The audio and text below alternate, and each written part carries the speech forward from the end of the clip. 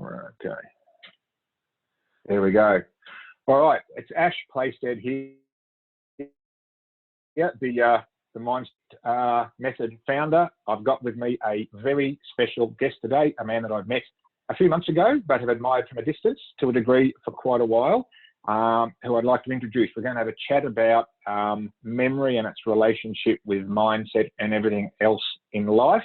We're going to cover some interesting topics, particularly around self-talk and the impact it has on the life. So without any further ado, I'd like to introduce Tansel, the 4-time Australian memory champion, author, and all-around super intelligent and fun guy. Tansel, thanks for coming on. Great to have you. Hey, Craig, thanks for having me on. Sorry, Ash. No dramas, mate. I go by many names. I'll take them all. I'm joking, obviously. Hey, we like a bit of humour, so all good. Look, I thought that maybe we could kick off with, if you want to just to take the mic for and tell everybody about who you are and how you came to this world of memory, and what it sort of means in your understanding of the world, I guess. Yeah, it's a really interesting question, because a lot of people look at me and they go, this guy was just born with a really amazing memory. He's gifted, he's highly intelligent, he's smart. And, you know, I'd like to sort of go along with that and say, yeah, of course, why not? But it's not always the case, obviously. I started off, actually, I was a skeptic, so I never believed that people could improve their memory, because I always had a terrible memory. That's what I thought at the time. And I used to forget a lot of things. In fact, I probably got fired from a couple of jobs because of a bad memory as well. So I'd never really ever thought that one could improve their memory. And I used to watch a lot of late night television. And at these, late night events, they'd have memory experts, and they'd memorize audience names and faces and all these words. And I used to think that, dodgy salespeople. And so I still never believed it. I always gave an excuse. And then one day, a friend of mine came up to me and said, look, Tansel, I can remember 40 random objects back to front, in any order. I thought, oh, no, you can't. Well, like those guys on TV. He goes, yeah. I'm like, yeah, right. So I had to test him out. So I gave him some words and he memorized everything perfectly. And I thought, how on earth do you do that? Because I didn't see you write down anything. And he said, oh, it's just memory techniques. I'm like, what? Never heard of memory techniques. So I said, where'd you get it from? He goes, I got it from a book. I'm like, well, what was the book's name? And he couldn't remember. So anyway, he told me the author's name, which was Tony Buzan. So I went and researched him and found more about mind mapping and, memory techniques and speed reading. So went online, did some research. There's a really good website, still exists today, actually. It's called google.com, right? So if you go to google.com, I'm sure, some people out there use it. You can type in memory techniques, lo and behold, there'll be websites and apps and everything out there now. I mean, it's insane. So I went and did some research, did some reading, and came across the Australian Memory Championships. And I said to my friend, look, let's enter. We'll come last. We'll train a little bit. We'll come last. Who cares? We'll have a bit of fun. So we entered the competition. I came second in Australia. He came third, and we broke all his memory records. Right? So ever since then, we've naturally, TV media gets a hold of you. Look at these memory freaks and all that sort of stuff. In reality, it's like, well, I just learned to apply a few techniques, and here I am, on TV and radio talking about this stuff. So essentially, that's what it's led. And from there, I mean, this was back in 2002. I started helping people because I thought, well, if I can do it for myself, I can do it for other people. And I started training people since then. So about 18 years now, I've been, working, speaking, coaching, writing sort of stuff to really help people to maximize their brain potential, I guess.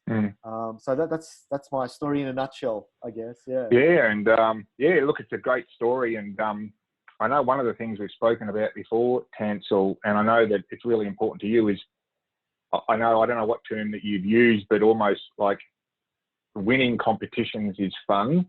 And I guess that's how you started, and it's a fantastic track record you've got. But what I understand from you is that you're more focused on how that knowledge and skill can be used to help other people in their journey through life, how to be their best self, and how to utilize their brain, to achieve things in life, whatever that may be. I know that's something that's really important to you, which sort of leads me to the topic of today, which is this sort of broader topic of self-talk, and the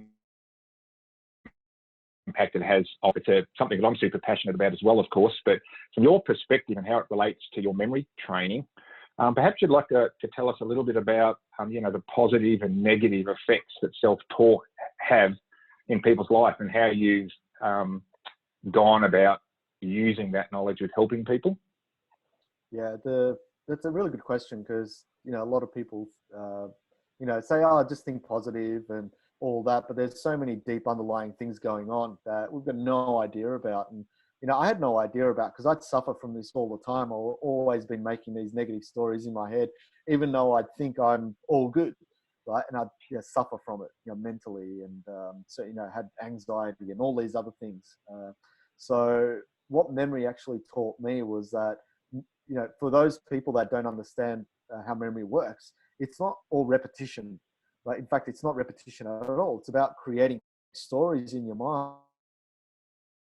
association, right? So the more we train for memory, the more we're actually practicing story making. So that's how memory works. So as we get better at becoming memorizers or memory experts, we get better at crafting these really elaborate, powerful stories. So what happens is that if we have any self-talk now, because we've crafted those images really strong, that self-talk could either work for us really well, or if we're going to the negative self-talk, it's going to really come down hard, because now if we're sad, we're going to really be sad, because we can really involve ourselves in that situation. We can exaggerate it. We can use color. We can use motion, all of that. So I guess to really look at those two comparisons, memory training, once you're aware that it helps with positive and negative, if you are in a negative state, now you know how to turn it around. You can say, okay, if I really want something positive, what's the story I'm going to craft that's going to be better than this negative one? So that's what I do from a memory training perspective. And I use principles such as, introducing color and emotions, right? It's not just thinking about something that's happy. Well, why were you happy in the first instance? Was it something that you ate or was it a person that you saw? You saw this person. How did you feel? What was that feeling like?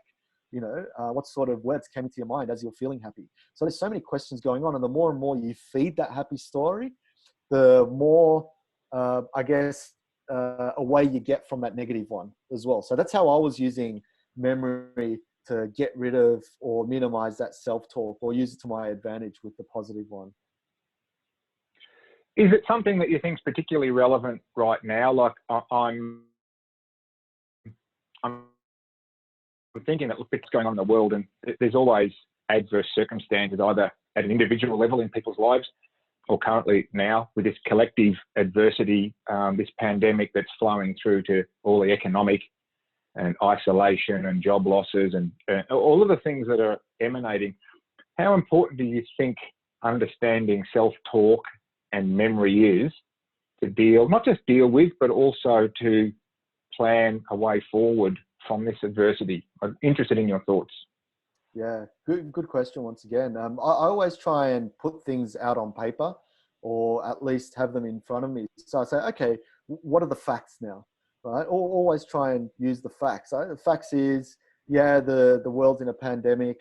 There's people who are dying. This is what's going on. Blah blah blah blah blah.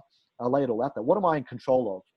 Right. So that's the next question. What can I control at the moment? Well, I can't control the virus, right? But I control my immunity, right? I can wash my hands, or I can, not go out into public or something like that, right? So I can control these things. So I look at that, and then I'll base my decisions, my thoughts, my patterns, my emotions, everything on what I can control.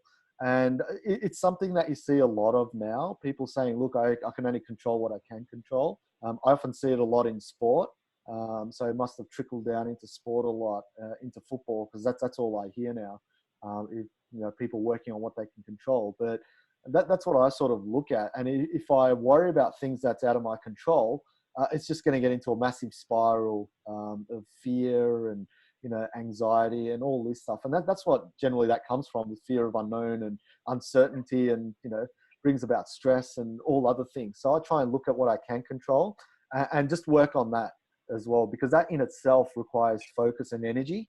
And if I put my energy to that, then all things that potentially I can worry about just sort of cuts away. Now, it's easy to say, very difficult to do, and requires just a lot of practice. That's what I've sort of gone through. Yeah, look, that sort of really accords with my sort of beliefs around how to deal with thought and how to separate your identity from your thought. Because I think, just from a personal view, I'd be interested in your feedback, is, the vast majority of people believe that their identity and their self-talk are the single phenomena. Whereas I think you probably would recognise, and I do too, is that, that your identity and your self-talk or your thoughts are actually two separate things, which is one of the great discoveries, I think, that you can make in your life. So I'm interested in, I know there's a lot to this, so we're not going to be able to cover all the different, but is there one or two things that you could suggest that anybody listening to this could implement as a strategy or as a practice, as a starting point, if they're finding it really difficult to pull themselves away from negative self-talk? Yeah, it's an interesting one. I like how you said, because you often read about it saying you are not your thoughts, right? And I never really understood that until you actually go through and understand, oh, right, that's right. They're separate things. So I guess the one thing that I usually tell people at the start, and it's always the fundamental that has to be answered first, is be mindful of what you're thinking of. What is it that you're actually thinking? Because some things are automatic. But it just happens automatically. We're not even aware of it, that we're thinking of it. So if we take a step back and just write down, okay, what is it that I'm actually thinking of, right? Almost do a stock take of your thoughts, right? Write them all down, and then sort of take a look. Okay, are these helpful? Are these useful? Any neutral thoughts in there? Are they positive, negative? So you look at them and then try and, ask more questions and find out, okay, why have I got these thoughts? What's making me, think this way? You might think that everything's going well, but you've got these underlying patterns. And it's like, why is this here in the first? Is it because of the fear? Is it because of such person or such, events going on, right? So the more and more questions you ask, the more answers you'll get as well. So that's the way that I see it. So it's just that mindful attempt of, taking a stock of all your thoughts, because you can't obviously put all your thoughts there. It's quite insane. But the more you write down, you'll get a lot more stuff writing down than just thinking of in the first instance. So that's how that works. And once you write it down, then you can potentially come up with solutions from there as well. So I often get a lot trying to come up with solutions then and there. And it's like, no, write down first what it is, because you might find something that you have no idea about that's lingering there, and I think for me, that's the first angle. Get it down first, and then from there you can take it to wherever you want. Yeah, really interesting feedback, Tansel. And you said something there that I think is just worth reflecting on quickly, and that is that, so many people, and I guess we're all guilty of this at times, is they're looking for quick fixes, like, oh, what's something I can do once and it'll fix the problem? It doesn't work like that, obviously. So I'm really interested, as we chat, to learn more about how that this can transform, whether it's your neural pathways, so that something becomes part of your habits rather than an intervention process. Because I think my question was angled from intervention, but I'm also interested in, how that becomes baked in to someone to life, so it becomes a default response. I did have one question just before we moved on too, and that was, is it your sort of contention or belief that self-talk comes from your beliefs, and your beliefs come from the stories that you believe, that you've told yourself, whether it's from childhood right up to adulthood. I'm interested in the connection between where these stories come from and why we default to them under duress. Is that something that you've got some thoughts you'd be able to add to? Yeah, I reckon, look, there's a number of things going on there as well. It may not just be the one thing, but, let's say you're telling yourself, look, I'm no good at this, right? Could be a new skill that you're trying to learn. It's like you picked up a guitar. Look, I'm not good at this. I'm not musical. I'm not such and such, I'm playing sport or whatever it is, right? Now, something like that could date back to when you were a child, right? It could be a particular event. Psychologists have many different techniques and strategies and things around this. One is called Schema Therapy. Not sure if you've sort of heard of that. So there's a lot of areas that can delve deep and find out where that self-talk is coming from, right? So there are elements that can sort of, that you can find deep down. Also, there's, as you know, in business, there's that root cause analysis. Instead of coming up with Band-Aid solutions, like you were saying before, it's easy to come up with solutions, right? But what if you went back to the root cause? And often that goes with, asking lots of questions and going back to a particular point where things just changed, right? So it could take a bit of reflection, could be from beliefs, or it could be from a particular point in time that something happened. So yeah, there's so many. A lot of it I don't know. I wouldn't know.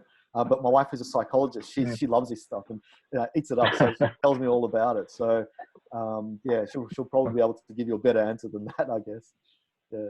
Oh, look, it's a fascinating topic, like you say, and we could go so deep on it. I'm particularly interested in this topic about how telling yourself new stories. It's so consistent with, as you say, successful sportsmen, business people. There's definitely something there that all of us ordinary, everyday people can take from that process of telling ourselves new stories to the point where we accept them as the truth. That's what we believe. So that becomes how we frame the world, that new belief. I'm really interested in that transition from negative stories to positive, empowering stories. It might be something that we loop back to many times, Tansel, but just to go back to what I've got here from, from chatting to you earlier, maybe we could sort of talk about a little bit about the, that bird's eye view that you advocate and how that sort of segues into training your mind. How do you sort of advise or recommend people go about that process? It's a difficult one, isn't it? I guess they have to have that initial, mindful episode first of writing things down and stock taking and looking at their thoughts. Sometimes it could be just going to meet someone.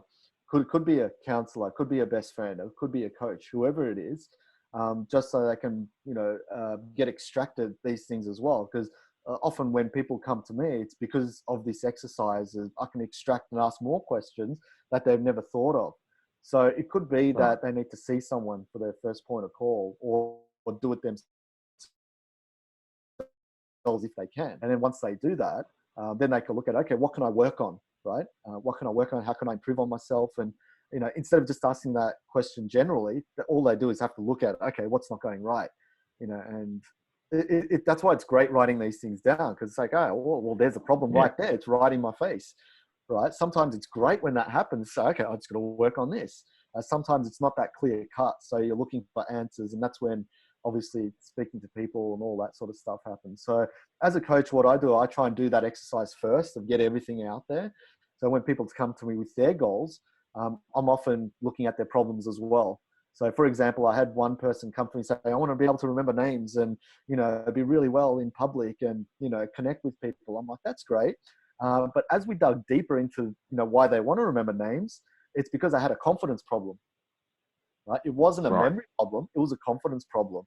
And that really shocked me, because this person really high level CEO of this massive company. And I thought, wow, you never think that, you know, these people have confidence problem, but they did. So essentially that's what I work with. I work with, then if I find out it's confidence, okay, what are the stories then in their head? Because it's definitely not a memory problem. It's a story problem in their head, which is reducing their confidence. But what are they saying? Maybe they've, again, gone back to a particular point in time where they've forgotten someone's name, or they got embarrassed, or, you know, maybe it's happened too many times that they're going, oh no, I'm really bad with remembering names. So see where that's coming from. It's not coming from, you know, just being really bad at names. It's coming from the talk that's actually, you know, in their heads. And once that's written down on paper and they see it, that it's confidence and not remembering names, then it's about, okay, I can show you how to remember names. Let's work on this confidence bit. You know, let's ask more questions around that. Let's map that out. And once you understand how that works and what you could say to yourself, it's easy. So often when I work with people, once that core problem is fixed or taken care of, then the rest is so much easier, because now that person is, okay, I'm aware of this now. This is what's happening. I can now take this next step and move forward. Whereas if I just had given the techniques to people, that they wouldn't achieve it because they've still got that underlying problem. Yeah.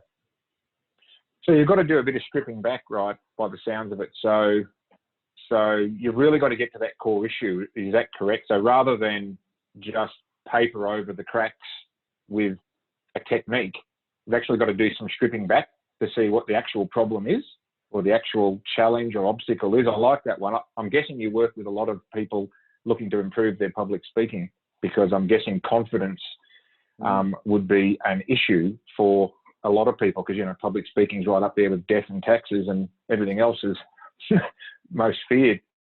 So with this subject of self-talk, there's something that's really fascinating to me, and I talk about it a lot in my world, and I know you probably do too, is this relationship between self-talk and reality and the truth and what is factual, because people can become so entrenched in their beliefs that they believe their beliefs to be the facts, when the facts may be different, and your brain tends to revert back to what you've been telling yourself rather than acknowledge alternate facts. I'm interested in what you've got to say about that, and that connection between what you teach around memory techniques and how that helps people to discern between what they believe to be true and what is actually true. Yeah.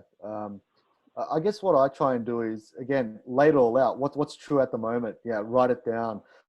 I always get people to do stuff, because in their heads, you can only think of so much, and thoughts will get mixed up. But if you write it all down and see it in front of you, and I often do things like mind maps with people, so you can see the connections and where, you know, what your thinking is leading to as well. So mind maps are great for that.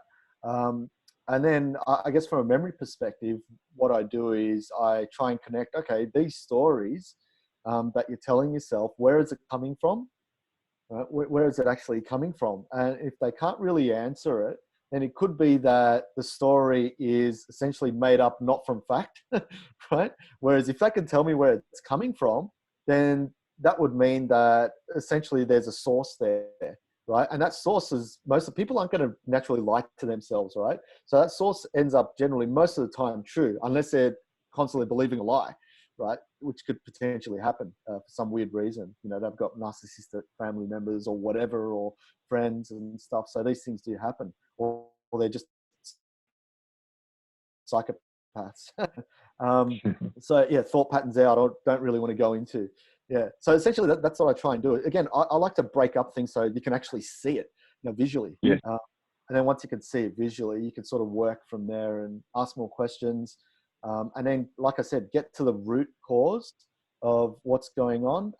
Like I said, Band-Aid sort of attempts. Yeah, it's going to fix some things potentially. But, you know, what are you really fixing at the end of the day? I mean, if you can get to that root cause and fix up that it's a confidence thing, or it's, you know, something you had ever since you were a child, if you can overcome something like that, gee, you're really going to move forward as well. And that really, that changes the mindset straight away as soon as that happened. And this was going back to how my mindset with money, right? It was always, And I was always, in debt, always. And I looked at my parents, they were always like that. And I thought, it's not my work quite right. And it turned out after I read, that Robert Kiyosaki book, the Rich Dad, Poor Dad, and understood that, there was mindset going on with finance. And I thought, wow, this is what I didn't learn as a kid. And I started utilizing some of those concepts, and it flipped everything around. My whole world was turned around. Now that light bulb came on, and it's like, wow, this is what I always believed in, but it wasn't really fact, right? So as soon as I got onto the money mindset or the financial mindset, I started to realize that, wow, there's something else going on here. I needed to fix that, and away we went. So yeah, and that sort of led into other areas of life as well, not just sort of financial. So it's fascinating how it could all sort of connect. Well, yeah, that's amazing. And look, I'm sure you see this a lot, and I certainly come across it in my work, and I'm sure many other coaches in this space too do as well. And that is that relationship between what you desire at a financial and business and career level, and what you believe at a deep-seated level about money. I often used to say to customers, you and money are very uncomfortable bedfellows. And they say, well, what do you mean? It's like, well, you want this financial outcome, and yet you believe that wealthy people must be bad. That's what you were taught as a child. Rich people are wankers. Rich people are up themselves. Rich people must be cheating somebody.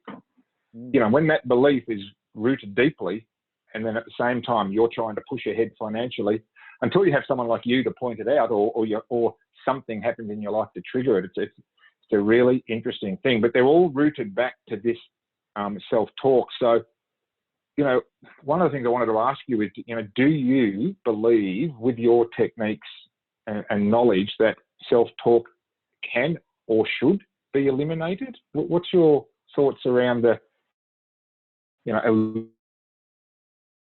eliminating self-talk to be wanting to do? It's interesting because we could self-talk while being super, super busy. It's quite amazing. For example, I'm in memory competitions, and we memorize meticulously, really fast, speedy. We don't muck around. We're fully efficient. And yet, while we're memorizing, going through this massive phase of using our brain energy, we're still self-talk. It's like, I haven't got that, or that's a crappy story, or, and we're surprised by it. It's like, how can I create self-talk when I'm memorizing at the same time?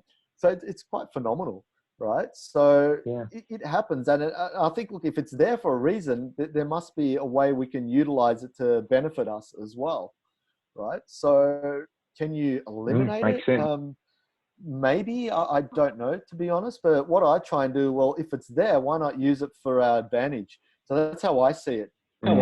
Well, and the way that I use it for my advancing is I actually picked this up from a friend of mine, and he was coaching me at the time for the competitions as well.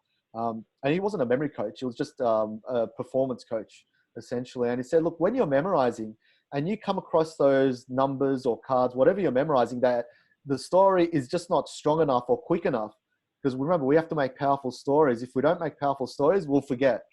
Right? So if there's those elements that you can't really create something well, just say that you're going to forget it, right? Just say that you're going to forget it and move along. Don't waste too much time on it. I'm like, that's weird. Okay.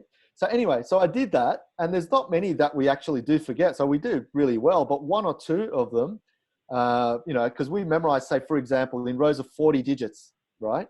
At a time, there's hundreds of numbers. And if we make one mistake, we don't get 39 out of 40, we get 20 out of 40. If we make 2 digits wrong, we get 0, right? So yeah, one mistake could literally mean getting 0 in those rows. And instead of coming first, we come last. Right? So that's how strict the rules are. So I did that with a few of the events where I said, I'm memorizing perfectly. All of a sudden I come across this little story and I'm like, nah, I'm not going to remember it.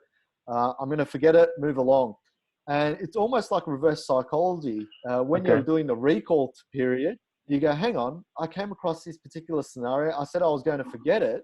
Oh yeah, it was this number, or it was this word, or it was this card. So you actually remember it, right? So it's almost like you're using it as a trigger to remember stuff, right? So the self-talk in that instance was almost like reverse psychology, but it worked.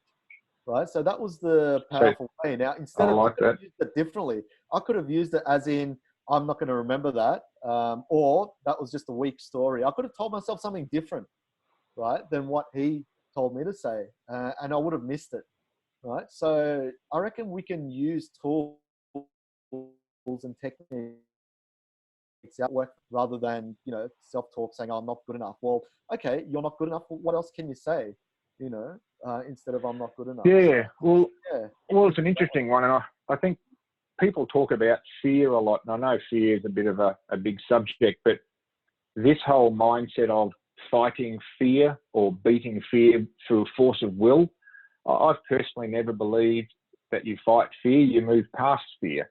You don't. It's not a two go in and only one comes out type battle. That's my belief. It's interesting that seems to be the same approach you're taking to self-talk. Is don't, the harder you try to eliminate it, the more it'll probably exist, taking that reverse psychology. So is that sort of how you potentially coach people through fear as well? Because fear, which encompasses anxiety, stress, depression, burnout, overwhelm, all of those things that are, I guess, derivatives of fear. Is that how you sort of coach or advise people to deal with fear? Because fear is something that's pretty major in the world right now. So I'm interested in if there's any takeaways for people listening that they could take away. I know there's a lot more to this, but if there's any sort of takeaways that you could recommend on how to sort of work through fear rather than try and block it out. Yeah, it's I mean, again, I look at this purely from a memory perspective, and as you know, there's so many other perspectives and so many other more professional expert opinions out there. This is just coming from just that small memory perspective that I have anyway. That's been, obviously helping me out and the people that I work with. So I always sort of divide it up in three. And I usually do this on a whiteboard with people. I say, the past, present, and future, right? And I say to them, look, can you change the past to people? And they often say no. Right? I say, well, yes, you can. They go, what? Right? So in our minds, right, the past has happened. We know that. But we can obviously change how it happened, right? We can change the narrative. We can change the story of it. It's not lying to ourselves. We can make it less insignificant. Interesting. Right? We can make it, more insignificant. Do you know what I mean? So we can Yeah. downplay that scenario, right? And the future, has that happened? Well, we can make it happen. That's what a vision is, right? A vision is the same. Now, here's the thing about fear is it's mostly in the future. Right? People mostly fear the future. That's where sort of anxiety comes in. It's this fear of future, whatever it is, right? So, but the future hasn't happened. So if something hasn't happened, why are you creating a story of fear? So that's a question I often ask. Why are you creating a story of fear when it hasn't happened? Why can't you just create something happy? Right? Because at the end of the day, it hasn't happened. So there you go. And now, and as you know, that we create stories, of, sometimes we catastrophize, and most of the time, if not all the time, it never happens. Right? Those worst case scenarios never happen. So why not just put something positive in there and see what happens? Yeah, you might be disappointed at the result, but I can guarantee it's not going to be worse than what it initially is. So a lot of people say, I'll be happy once such and such and such happens. Right? So they keep delaying their happiness. Whereas, if you're happy now, then that's the goal, is to be happy now. And that present feel, not many know how to actually navigate through that, because there is no imagination involved. There is no visualizing a future or visualizing a past in the present, because that's all we can see. A technical strategy that they know of. But one thing that works really, really well, and this is what a lot of people do that know how to use this, is things like gratitude, right? Meditation, that really grounds people, and that's what gives you that vision and being mindful in the present. So once you're in that present, then again, there is that still fear. There could be fear in there. There could be past anxiety, all that sort of stuff. But once you're focusing on the present, it almost like I won't say gets rid of, because it's always there, that stress and stuff, but now you're creating focus and energy. And that's where the happiness sort of comes about that as well. So I guess the long answer to that question is, from a memory perspective, it's where you put your mental energy, right? And you can put your mental energy in the present, you can put it in the future, but create a vision that you'll be happy with. You can put it in the past, but make sure that you either visualize things in gray, right? If you visualize something traumatic in gray, it's going to be less memorable, right? And the story is going to be weaker. So it's like, if you've got something bad in the past, try and make it less memorable. If you've got something exciting, make that really out there. Like, use your senses, use color, imagination. These are all memory principles. So that's how I sort of use memory to help people with their, I guess, mindset and thought patterns behind that. I find it really fascinating, and thanks, Tansel. Like, I was glued to every word of that. So just to recap, so you're saying that you can actually rewrite your past by writing a new story around the events. Of course, the events are the events. They come, they go, but you can write a new story in the present moment about your past events. I haven't heard that before. That's a really, really interesting technique. And the one about the future, yeah, absolutely. It hasn't happened yet, but it's amazing. In the future, they cast themselves into the future and imagine a possible negative outcome, which reverberates back to the present and generates a negative emotion, which we call fear or anxiety or stress. And people walk through life spending years, decades, or even their whole life feeling like that. It's a travesty. So this is why I'm fascinated in getting your input here, because anything that we can do to help people understand how to live in the present moment, which is where life unfolds. Life only ever exists right now. Which might sound bleedingly obvious, but it's an amazing realization, don't you think? That when you figure out life only ever unfolds in an endless stream of moments. Not in the past, not in the future, only the now. So I really like that. That's something that I'd like to come back to if and when we have a chance. But just to move on a little, with self-talk, and you spoke about gratitude and, other techniques. So maybe you could talk to us a little bit about how you use memory techniques, particularly for entrepreneurs. I think, there's a lot of entrepreneurs of various descriptions, and I think that there's going to be a hell of a lot more in this birth of the knowledge economy, which we're participating in, and how virtual sharing of knowledge is going to become the new norm. I think it's going to explode the number of entrepreneurs online, particularly. So I'm really interested in, how you use your memory techniques to help entrepreneurs remove all the distraction and the shiny objects to get stuff done. Yeah, the productivity element from memory is what I probably found most interesting for me, right? Because, I was always interested. The reason why I got into memory was just for shortcuts. I mean, I must have been lazy when I was a lot younger. So activity stuff really helped when I got into it. So, in terms of, I guess, the knowledge economy now, it's really fascinating. Really, I mean, I'm glad we're more and more on Skype and Zoom and all these technologies, because, I mean, I've been using them for like 15 years now, doing my coaching through online and, not just in person. So I've always been an advocate and always, through training in organizations as well. I mean, we'd use WebEx and all these go-to meetings. And so we'd be doing it. But for those, entrepreneurs now coming up, I mean, here's your time to actually really get out there with, what you're doing. And, entrepreneurs come in all shapes and sizes. So you can really get out there and really get your knowledge and your expertise and, whatever it is that you believe in to show the world that here's how I can help you. Here's the problem that I'm solving. And not just sell direct selling products, because we know that it's not about, it's people come to the people they want to work with, they engage. Sure. And, like I said, we've got amazing technologies now where people can just watch you and, watch these webinars and YouTube videos and short little clips on LinkedIn and say, wow, what they're saying is really valuable. So, and I think that's what we're at now is, what is value? you know, we spoke about value for years and years, but what level is it now? You know, and if people are always trying to outdo each other on value, they're the ones that are succeeding. You know, the ones that aren't succeeding are the ones that try to sell, you know, their model of funneling and whatever. Like the old methods aren't working now because people are starting to really get onto it. So the real methods now is just give the value, let people experience change, right? Which is what you're doing essentially with all your work. You know, I read your posts, I'm like, man, I got that tip, I got that tool. That's awesome. You know, like it's so hard,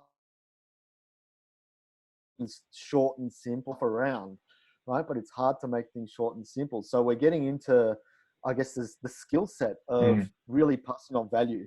And online is such a great tool now, and we're more and more on it due to this, you know, pandemic. So those people are going to succeed, know how, you know, to pass this value on through the technology. So yeah, I think there's a lot of good coming on, for entrepreneurs in that manner.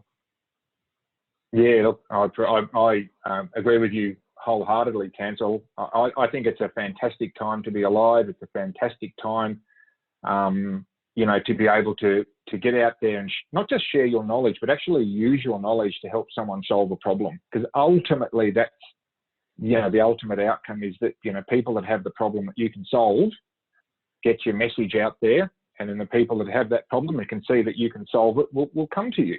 Yeah. You don't have to. You don't have to set up some hunting funnel to find them, although there's a role for that if that's what you want.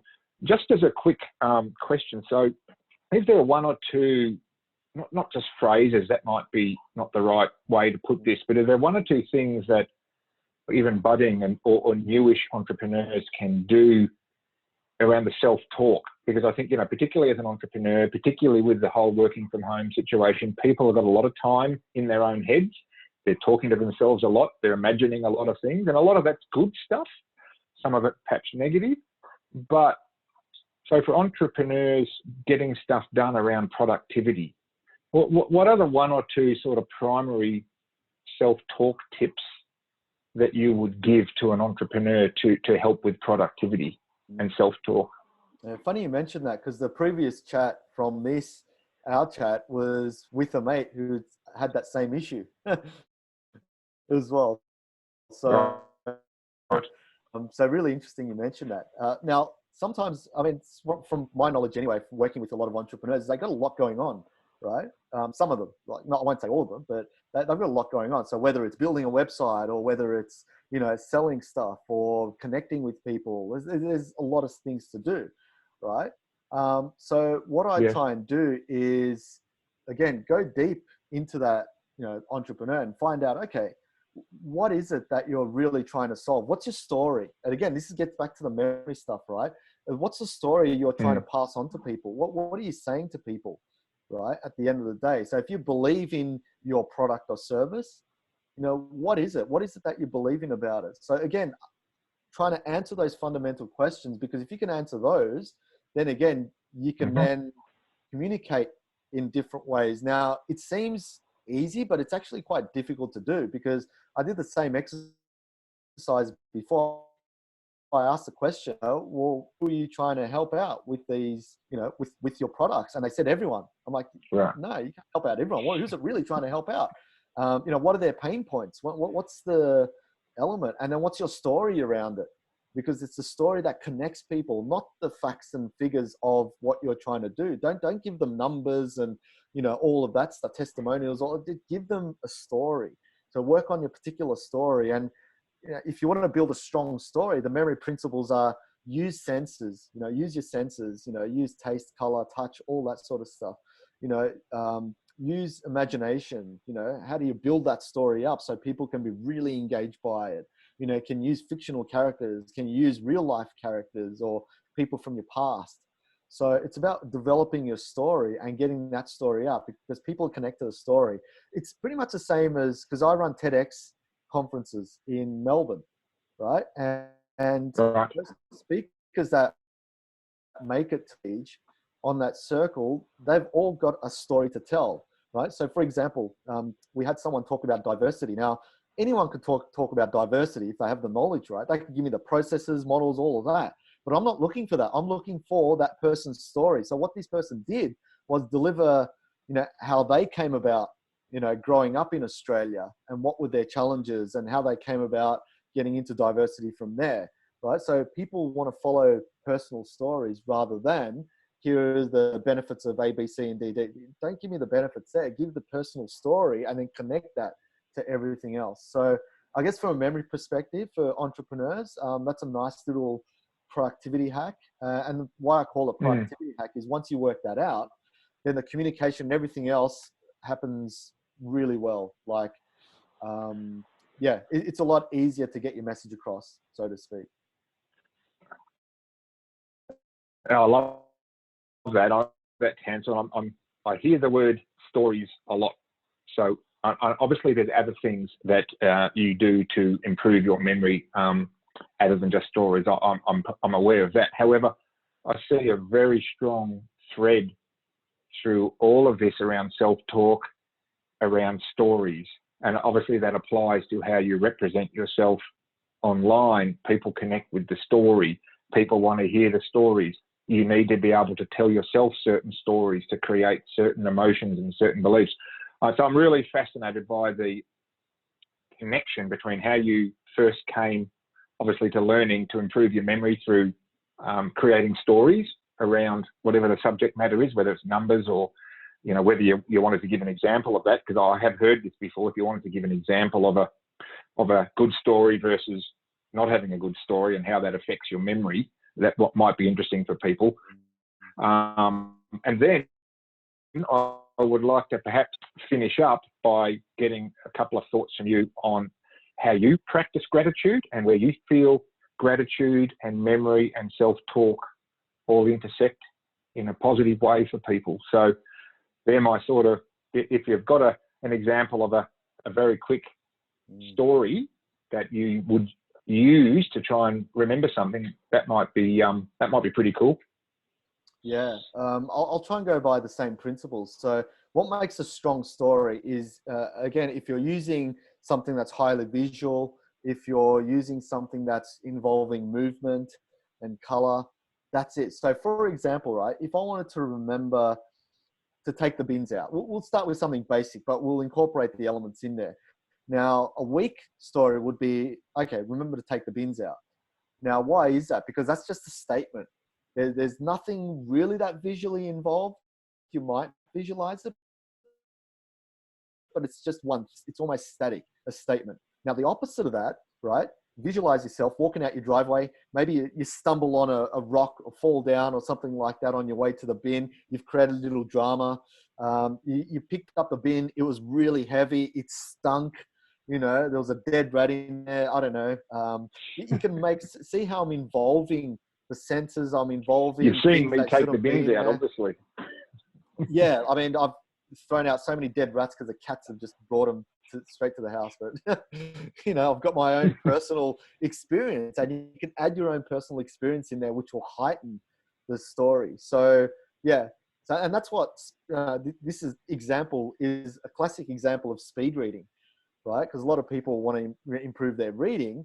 And when they read, It's like that first example that I gave, that all they're doing is reading statements, where if they read visually, right? Now, then they comprehension because they're engaging in that story now. So for example, if something said, this contract must be signed by April, blah, blah, blah, right? Again, that's just a statement. It's pretty boring, right? But if you read that visually, right, you could picture a contract being signed. So a pen, it could be a fountain pen. The contract could be this really long old parchment, right? It's classic. And then, April could be Easter. The Easter bunny's around. There's chocolates everywhere. See how I've added visual elements and cues in there. And so I've taken something really boring and dry and neutral to something exciting. And often when I work with people and I'm doing speed reading, I get them to read terms and conditions, right? Which is the most important content. I say, okay, let's make this memorable. How can we make it memorable? Let's add color, let's add imagination and so forth. So that's how you make a stronger story, and that's how things are going to stick in your mind. Yeah. And that's how your brain, I mean, I won't dive into the neurology of brains today, but is that your knowledge or your understanding of how your brain, the sort of the long-term memory part of your brain retains information? It's much more likely to do that if there's a vivid story attached to it. Is that correct? Absolutely. Absolutely. And that's how you remember people's names as well. For example, your name, Ash, I could picture you maybe smoking and using an ashtray in front of me, right? And that might be a strong enough story. Now, if I forget your name, that just means the story wasn't strong enough. So maybe I, use the ashtray on your head or something like that, right? So it's like, okay, that's going to be a bit more powerful. So yeah, I won't forget that, right?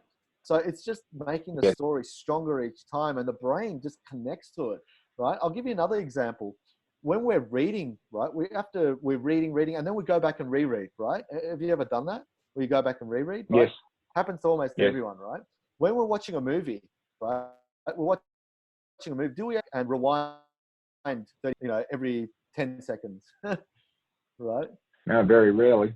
We don't do that. Why is that? Because our brain doesn't have to encode as we're watching a movie, right? We can just kick back mindlessly and watch it. Whereas when we're dealing with data, things that don't make sense, we have to encode it into images and then tell the story. Do you see where I'm getting at? So if you want to make something memorable, you have to look at, okay, how much do I have to encode it? If it's something visual, you don't have to encode it as much because our brain just gets it. Whereas if it's just words, right? If you're looking at a whole bunch of words, if someone's talking to you, then that requires an element of encoding, which is something you have to bring about visually in your mind, right? And again, that comes into listening skills and reading and so many other elements as well. That makes fantastic sense, and I'm fascinated in this. We've definitely got to dive into this in more detail in the future, but I'm really fascinated. Images. Your brain needs to encode data and words into visual images in order for your memory to be fully triggered. That's brilliant. So hopefully anybody listening to this takes that away and starts to practice in their own way, learning that skill. So Tansel, maybe I could finish up by just asking you a question about gratitude. Now, obviously, gratitude is one of those words that's almost become cliched because it's been so overused in so many different ways. However, within that, gratitude plays, well, I certainly believe gratitude, if properly practiced, consistency, like any other muscle in the body, you need to do it consistently, is a very effective strategy. What's your approach and belief around gratitude, and as it connects to obviously memory and self-talk? And maybe you could give a couple of examples for people to contemplate from your perspective. Yeah, look, it's really difficult, I must say, the gratitude stuff, right? It's easy to say, oh, yeah, I'm grateful for being outside in the sunshine, or I'm grateful for being alive. It's really easy, but it's coming back to the memory perspective from before, right? They're just statements. And it may not actually mean anything. You might not get that kick in the heart that you need, right, for gratitude, right? So that's what I found. I was saying all these things for being grateful when I first started, but it just wasn't kicking into gear. So what do I mean by kicking into gear? Getting that real benefit from gratitude, because it's easy to say, hard to do. So again, I try to utilize the memory perspective of, okay, I'm happy to be alive. What does that mean? Right? What does that mean? How can I be grateful? So I went to a time where I wasn't grateful, or where I was about to die. I was in hospital after a major operation, right? So I went back to that time and say, okay, remember that time you're in a hospital and you're about to die and you're in a lot of pain and they cut you up and put 31 staples? Remember that time? Look at you now. How are you feeling? So, I went back to a painful situation, or I went back to somewhere and I realized that, oh yeah, how I'm living now, much better than before. Now I've got, okay, that appreciation of gratitude. So sometimes it's not as easy as just apply it. That's what I found from my personal experience. Some people can just switch it on like that. For me, it wasn't automatic. So it's just more of a mindful practice. Now, what I try and do is do everything really slow, right? Eating really slow, because eating, to be honest, for me, it was automatic for so many years. Automatic, and wouldn't even taste until I finished. And it's like, oh, what was I eating again? Now it's like almost every bite. It's like, okay, try and remember. Get the taste buds, get the feel behind it. What does it feel like once you finish that first bite? what sensations do you get? Okay, now go to the second one, second bite. So just applying mindfulness to gratitude as well. I think they go together. I Yeah. found that I could really build up gratitude because the memory techniques really help, because now I can incorporate that emotions and get back to a particular period instead of just saying, oh, I feel good. Well, what does that mean? Yeah, I'm going to pluck something out that you just said there that really resonates with me, and it sort of accords very strongly with generally how I practice and also sort of coach around gratitude, and that is that you must connect the emotions, to the words. The words on their own don't work. You've got to practice bringing the emotion to the now. So if it's an emotion, as you said, from the past, you've got to have you've actually got to, incorporate probably meditation, because it's very hard to practice gratitude if you're distracted. But if you've got that sort of meditative state and you can feel those feelings and feel those emotions for what you're grateful for, I find that exponentially more powerful practice than just what I sort of see some people sort of advising, which is, writing things down. Yes, there's benefit in that, and having a gratitude journal. Yes, there's benefit in that. But I think that if you don't connect the emotions very powerfully at a physiological level at the same time, you're losing 90% of the benefit. Yeah. What do you think? I mean, you could write down stuff, but if you're just writing out a statement that has no connection, like you said, that it's no power, right? Maybe it's doing something in our subconscious level. Maybe, I don't know, right? Because our subconscious is just as powerful. And there's been those instances where people are writing out their goals, and it's just a statement, but they're seeing it over and over and over again. Something happens. But again, I don't know too much about that side, but what I do know is exactly what you said. If you want to make things memorable, if you want to connect to it, well, add your own emotions in there. Feelings, the memory principles of, making them stand out, make them more memorable, involve, color and symbols, maybe, exaggerate the story, exaggerate the emotion. I mean, how awesome if you can exaggerate happiness or whatever it is. What does that look like? What does that feel like? I mean, wow. If you can get to that stage by, even if you just write down the word that that you're writing, and before you even finish the sentence, you get the feeling that's what you want. You don't necessarily just want to write down stuff. You want to feel it. So yeah, spot on. Oh, I love that. Yeah, that's great feedback. And I was really interested to see how aligned what I've sort of learned through my own experience and what you've learned through your experience, coming from, your memory background. So I'm really fascinated that there's a very strong sort of overlay. It's also brilliant. Thank you.